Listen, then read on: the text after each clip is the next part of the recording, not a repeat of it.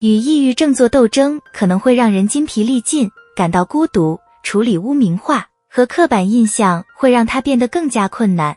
患有这种疾病的人通常会被认为懒惰、无聊、悲观、不友好，以及许多其他伤人的形容词。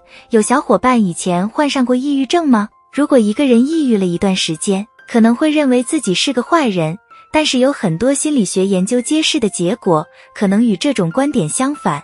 在今天的影片中，我们想展示一些研究，这些研究表明，抑郁症不会带走一个人身上美好的东西。我们想让大家知道，即使在最黑暗的日子里，你也是一个有价值的人。一、援手。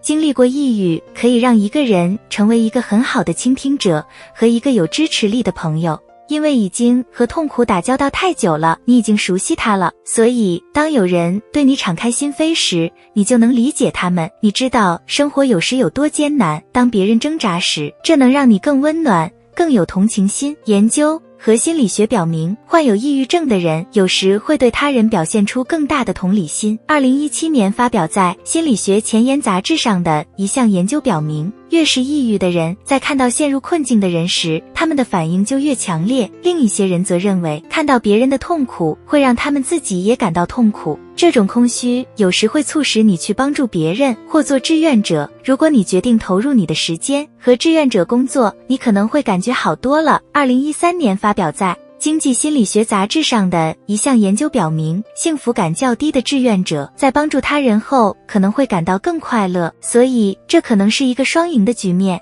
大家经常向你寻求建议吗？你觉得和那些同样挣扎的人更亲近了吗？理解别人的挣扎可能会让你们在更深层次上建立联系。二、不要戴玫瑰色眼镜。你认为自己是悲观主义者吗？或者只是觉得自己很现实？心理学家劳伦、阿洛伊、何林、尤冯、阿布拉蒙森提出了一个有趣的假设，叫做抑郁现实主义。他们认为，抑郁的情绪可以使一个人对世界和自己的看法更加准确和现实，这可能是因为没有戴着玫瑰色的眼镜看待生活，所以更有可能看到事情的积极和消极的一面。抑郁症现实主义理论仍在研究中，但一些较新的研究表明，抑郁症患者确实有更现实的观点。比如2011年发表在《变态心理学》杂志上的一项研究表明，抑郁的人往往会做出更好、更理性的选择。发表在《心理科学》杂志上的另一项研究表明，抑郁会让一个人专注于一种情况的细节，提高分析思维能力。大家认为这些结果有可能是抑郁现实主义造成的吗？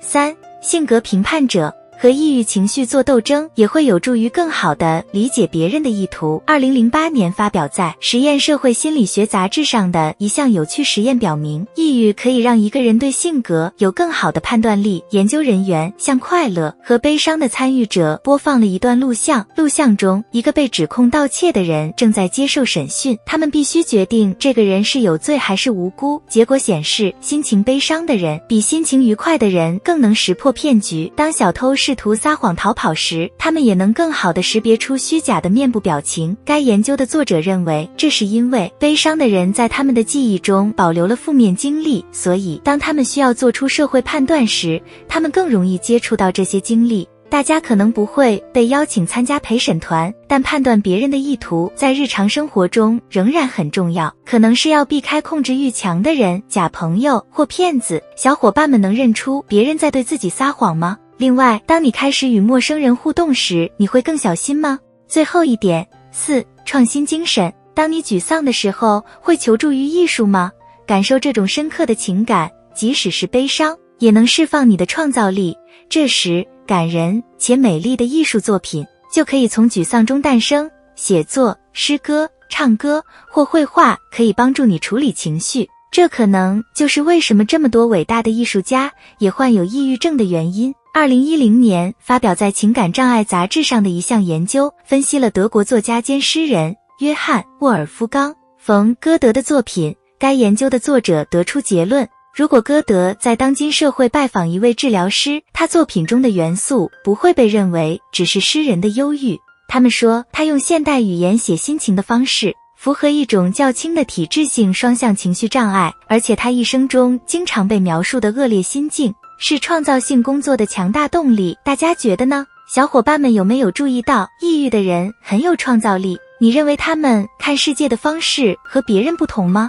我们想发起一场讨论，所以请在评论中告诉我们你的想法。最后，我们想回答几个问题。这是否意味着一个人必须患有抑郁症才能拥有这些品质？一个人康复后会有所改变吗？并不会。我们变得好或坏，不是由我们的精神状况决定的。抑郁症本身也不会自动让一个人变得非好即坏，一个人所做的选择和培养的应对技能才是最重要的。一旦完全康复，会发现自己还是那个人，只是更快乐了，就会知道抑郁从来不会影响自己的价值。